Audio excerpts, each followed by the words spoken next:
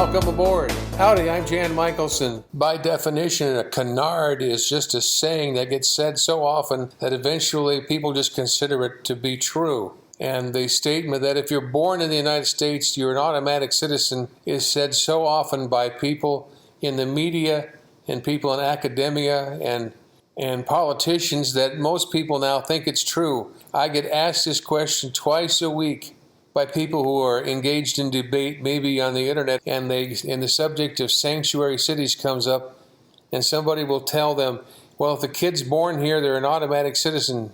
End of story. The only problem with that is it never was true. And the reason I know it was never true is because I know what was being discussed by the people who wrote the 14th Amendment during the debates in 1866 following the Civil War. They were trying to figure out a way to make citizens of previous slaves. And Jacob Howard, Senator Howard, during the debates on the 14th Amendment stood up to say what he meant. Every person born within the limits of the United States and subject to their jurisdiction is by virtue of natural law and national law a citizen of the United States. Well, there was no national law that said that at the time. So he just is making that up. And he says this will not, of course, include persons born in the United States who are foreigners or aliens or belong to the families of foreigners, but will include every other class of citizen.